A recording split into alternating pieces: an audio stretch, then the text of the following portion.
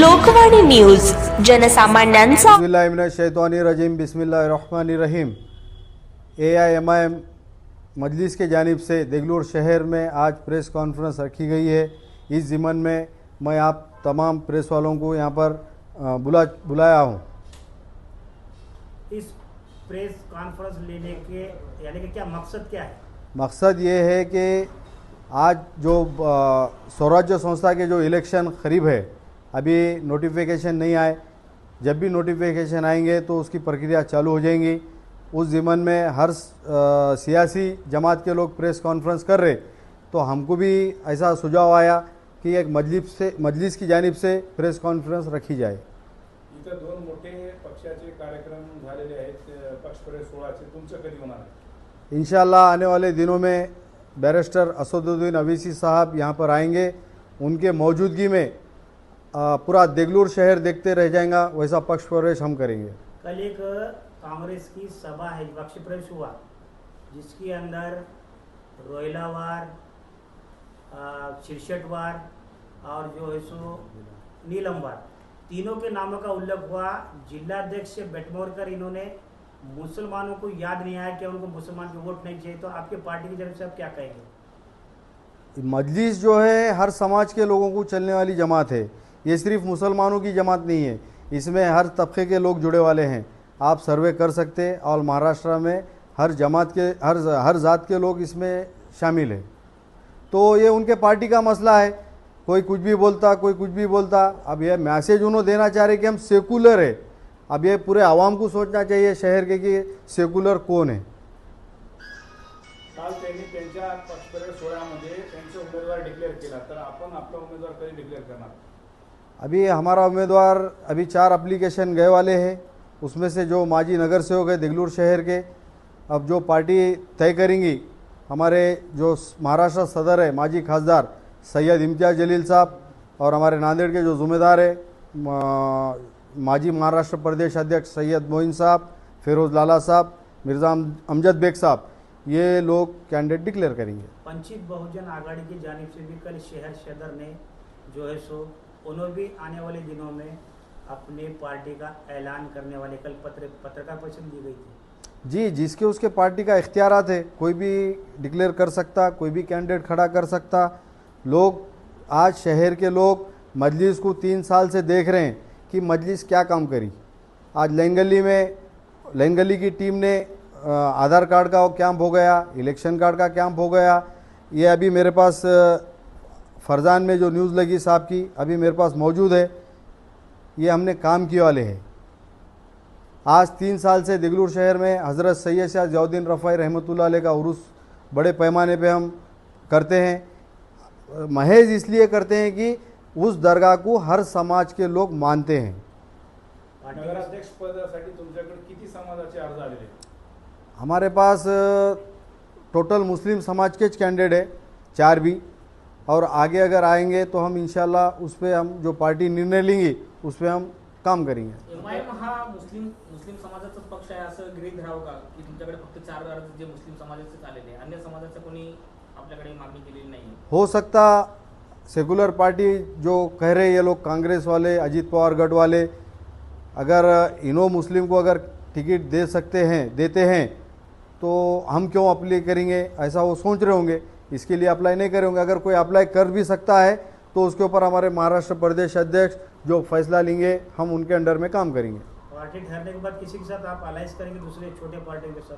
बिल्कुल, अलायंस का इख्तियार हमारे ज़िम्मेदारों पर है। हमारे जो भी ज़िम्मेदार है, बड़े ज़िम्मेदार जो बोलेंगे हम उसके लिए तैयार है। शहराध्यक्ष म्हणून तुमच्या वरिष्ठांसोबत काय चर्चा झाली की या ठिकाणी अलायन्स करणं तुमच्यासाठी योग्य राहील का स्वतंत्र लढणं योग्य राहील? नहीं, वो अब समझो भाई, हम अगर लड़ रहे हैं तो अगर समझो किसी को हमारे तरफ से नुकसान हो रहा होगा तो वो लोगों का काम है जो सेकुलर मानते अपने आप को, उनका काम है हमारे ज़िम्मेदारों से मिले, उनसे बात करे, अलायंस की बात करे, तो उसके लिए वो जो बड़े ज़िम्मेदार लोग रहेंगे उन्होंने बात करेंगे। अगर बात करें तो अलायंस करेंगे इंशाल्लाह हमारे सैयद मोइन साहब और फिरोज़ लाला साहब, मिर्ज़ा अमजद बेग साहब जो फैसला लेंगे हम कबूल करेंगे।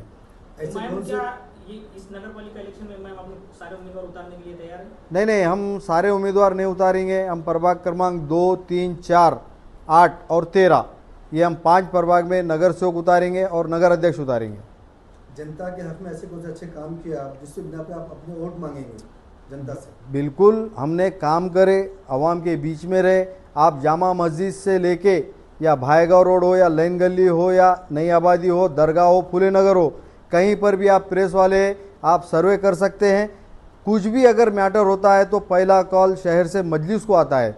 हॉस्पिटल हो या पुलिस स्टेशन हो या कहीं एक्सीडेंट होगा हो। हाल ही में आपने प्रेस वाले देखे होंगे, बस स्टैंड पे एक पश्चिम बंगाल के लड़के का इंतकाल हुआ।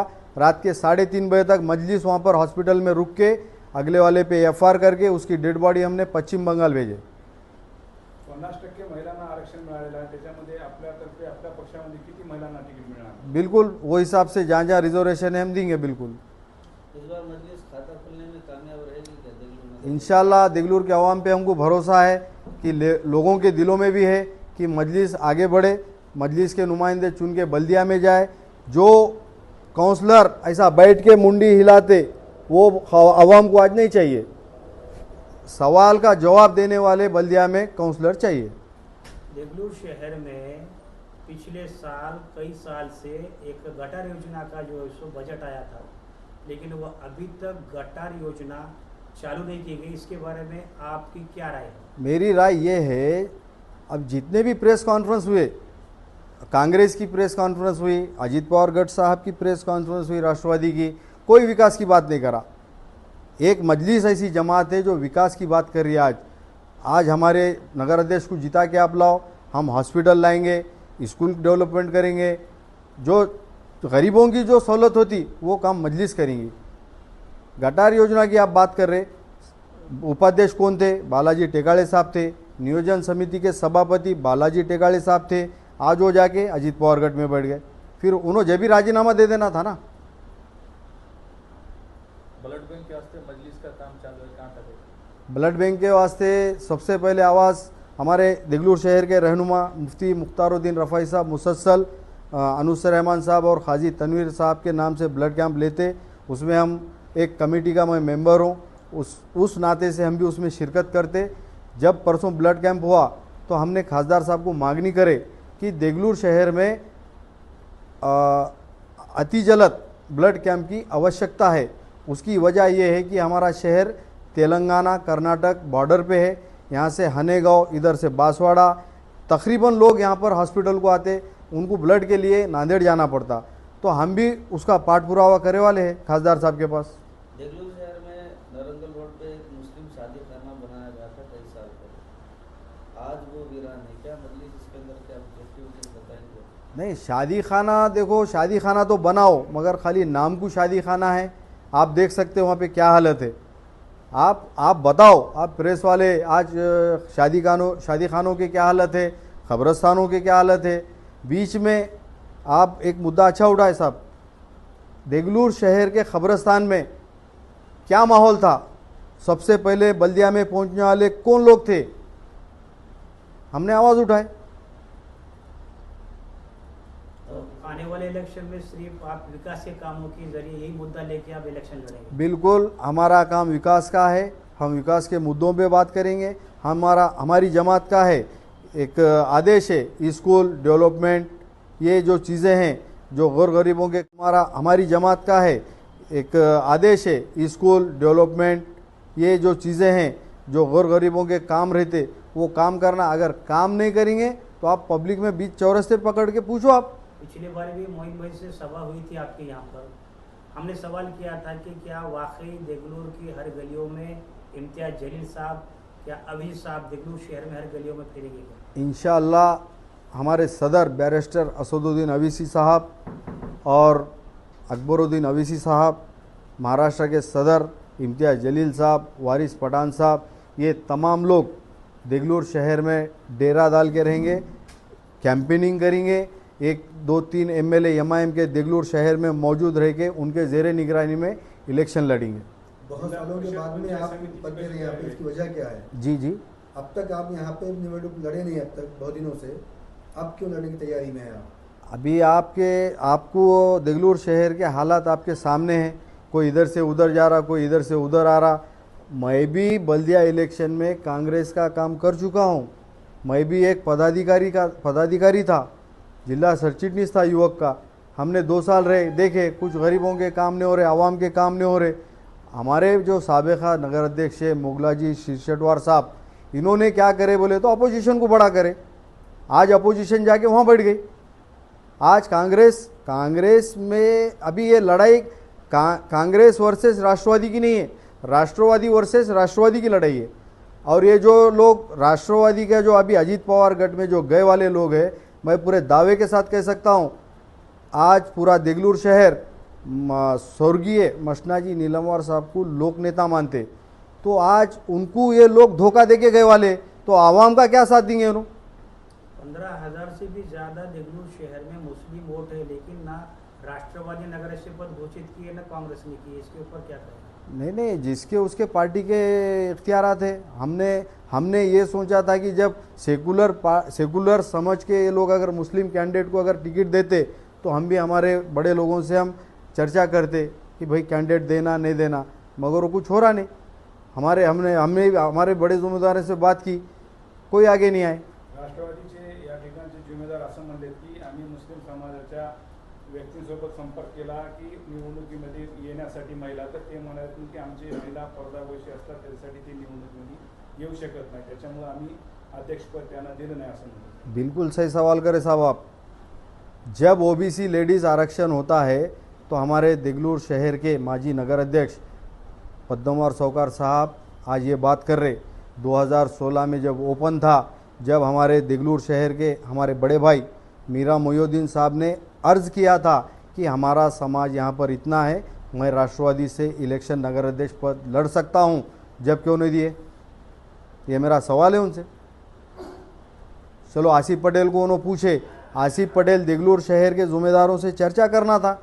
12 तबके के लोग, 12 जात के, हर समाज के लोग हैं यहाँ पर। पद्मवार सौकार हर कम्युनिटी के लोगों को बुला के चर्चा करना था कि भाई राष्ट्रवादी अजीत पवार गठ में गए हम, ओबीसी लेडीज़ छूटा, क्या मैं एक मुस्लिम कैंडिडेट दूं क्या? हमारे पास आसिफ पटेल है, चर्चा करे क्या उन्होंने? कल प्रेस कॉन्फ्रेंस लेके ये बात आसानी से बोल दी उन्होंने। तर ग्रामीण भागामध्ये जिल्हा परिषद आणि पंचायत समितीसाठी काय तयारी? पहले हमारा भी बल्दिया पे फोकस है, इंशाल्लाह उसके बाद उसकी रणनीति ठहरेंगी। इलेक्शन में आपका सीधा मुकाबला किसके साथ? हमारा सीधा मुकाबला बीजेपी से है। ये दोनों से भी लोग तंग आगे वाले हैं, कभी इधर जा रहे, कभी उधर आ रहे, कभी सेकुलर की बात कर रहे। अब इतनी बड़ी सभा हुई, आप लोगों ने पूरा देखा, एक भी बौद्ध समाज के ये बड़े आदमी का नाम नहीं लिए, मुस्लिम समाज के आदमी का नाम नहीं लिए। हालांकि दोनों का क्वांटिटी करे तो 22,000 मतदान है आज। आपका मानना है बीजेपी यहाँ पे ताकतवर है, इसीलिए आपका मुकाबला बीजेपी के साथ? बाबा हम समझ रहे हमारा मुकाबला उनसेच है। बीजेपी तर आतापर्यंत या ठिकाणी निवडणुकीमध्ये कधीच आली नाही, खंबीर झाली नाही किंवा ते नगर परिषदेत आपला झेंडा फडकू शकत नाही। इथं राष्ट्रवादी आणि काँग्रेस हे गंभीर आणि खंबीर आहेत, तर त्यांच्यासोबत टक्कर असायला पाहिजे की बीजेपी सोबत? हमारी टक्कर सीधा बीजेपी से। लोग टोटल ये लोगों से नाराज़ है। अब सबसे ज़्यादा कम्युनिटी मुस्लिम समाज की है यहाँ पर। एक समाज पे कौन सा भी इलेक्शन नहीं होता, हमको बहुत समाज का साथ है। अदर कास्ट के लोग हमको वोट देंगे। जब असद साहब यहाँ पर आएंगे तो हमको यकीन है अदर कास्ट के वोट हमको 2 से 2,500 मिलने के चांसेस है। उसकी वजह यह है, जब इंडिया पाकिस्तान का मैच था, जब सिंदूर ऑपरेशन हुआ, जब असद साहब ने आवाज़ उठाई वो मैच के खिलाफ, तो आज देगलूर शहर के हमारे हिंदू भाई 100 बच्चे स्टेटस रखे थे। बीजेपीचे शहाणे साहेब असं म्हणाले होते की त्यांच्या जर अल्पसंख्याक मुस्लिम समाजाचा उमेदवारी मागासाठी अध्यक्षपदासाठी आलं तर आम्ही त्याला उमेदवारी देऊ। जिसको उसको इख्तियार है, कोई भी जाके अगर मांग सकता तो ठहर सकते, अगर पार्टी दी तो ठहरेंगी ना भाई। ओके, चलो बस। आजच लोकवाणी न्यूज चॅनलला सबस्क्राईब करा।